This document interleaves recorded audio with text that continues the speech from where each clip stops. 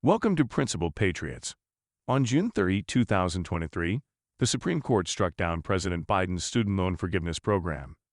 In this video, I want to share my humble opinion on why this program is excessive, unfair, financially irresponsible, and harmful to the long-term affordability of college. Firstly, the requirements to get loan forgiveness are really generous. It's not reasonable to forgive $10,000 or even $20,000 for people earning up to $125,000, or even $25,000 for couples. You are in the top 10% if you make that much a year. These income levels are quite high and don't reflect financial hardship. If we want to help those who truly need it, we should focus on them instead of giving unnecessary financial benefits to the wealthy. Forgiving a large amount of debt for people who make a lot of money doesn't seem fair. The money could be better spent helping those who are really struggling financially and need it more. High-income individuals already earn a good amount of money, so forgiving their student loan debt doesn't really address their financial difficulties. It's like giving money to people who don't really need it. The money used for forgiveness could be used for other important things, like improving education access, helping disadvantaged students, or fixing our infrastructure.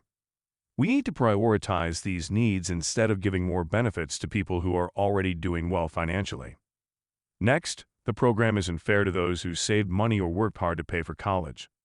If you saved $10,000 and used it to pay for tuition, you won't get any forgiveness.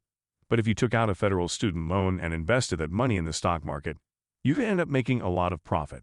In that case, your loan would be forgiven, and you would even make money. This isn't fair because it penalizes responsible individuals while giving special treatment to those who took on debt and didn't repay it. Let's look at another case. Imagine you're a high school student who has been saving money for college since you were young. You worked part-time jobs, saved birthday and holiday money, and made sacrifices along the way to set aside a significant amount of money to pay for your education. When you saved money or worked hard to pay for college, you were being responsible and planning ahead. However, with the student loan forgiveness program, there is no recognition or reward for your responsible actions. It might feel like all your efforts were for nothing when others get their loans forgiven without having made similar sacrifices. The program treats people who borrowed money differently from those who saved. It seems like those who took out loans are being rewarded for their decision, while those who saved money are not receiving any benefits. It creates an unequal situation where responsible actions are not acknowledged or rewarded. This is so unfair, and it punishes those who worked hard to save money or put in extra effort to pay off their loans. Let's also talk about the financial problems with this program. If people believe their loans will magically disappear, they might borrow even more money without being careful. This leads to a huge amount of student debt and financial risks for everyone involved. And when Biden forgives those $305 billion, the money doesn't just disappear. It has to come from somewhere. One way the government might fund the loan forgiveness program is by increasing taxes. This means that individuals, including you and your family, could potentially face higher tax rates or additional tax burdens. Increased taxes can have a ripple effect on the economy and may impact your ability to save or invest in the future. Government budgets have limitations, and money spent on loan forgiveness is money that could have been allocated to other important areas like education, healthcare, or infrastructure. When a significant amount of money is allocated to one program, it might result in fewer resources being available for other crucial needs in society. The government already has a substantial national debt, which refers to the total amount of money owed by the country. This debt includes all accumulated deficits from previous years.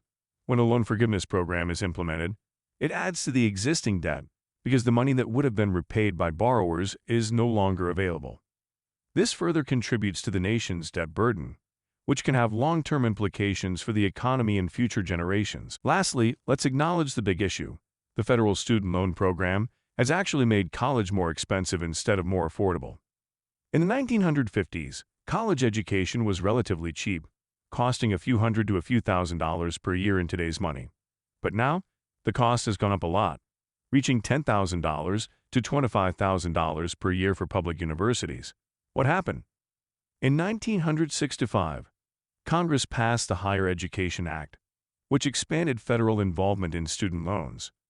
This created the Guaranteed Student Loan Program, and it triggered a chain of events that contributed to the current situation. Loans became common, and colleges responded by raising tuition costs.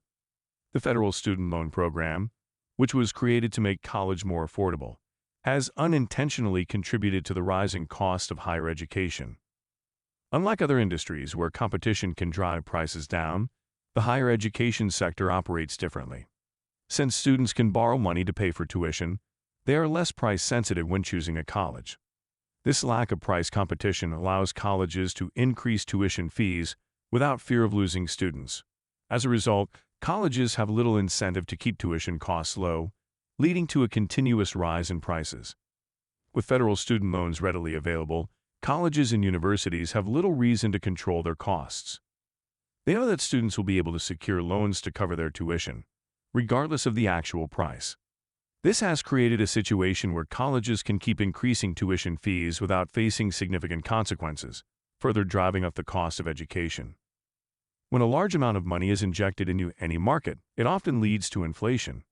The same is true for the higher education market. As more students rely on student loans to pay for their education, colleges can increase prices because they know students can access the necessary funds. This inflationary effect contributes to the rising cost of college. The availability of federal student loans has also impacted financial aid programs. As colleges raise their tuition fees, they may increase the amount of financial aid they offer to students. However, this aid may not cover the full cost of tuition, leaving students to rely more heavily on student loans to bridge the gap. This cycle perpetuates the problem of rising costs and increased student debt. It's important to note that the intention behind the federal student loan program was to increase access to education. However, the unintended consequence of its widespread availability has been the inflation of college costs over time. This has made college less affordable for many students and contributed to the growing issue of student loan debt. So, to reiterate, a blanket student loan forgiveness program like this one is excessive, unfair, financially irresponsible, and harmful to the long-term affordability of college. This is all for this video. Thanks for watching, Principled Patriots. Please share your thoughts in the comments and don't forget to like, subscribe, and hit the notification bell for more videos. Have a nice day, and thank you for being a Principled Patriot.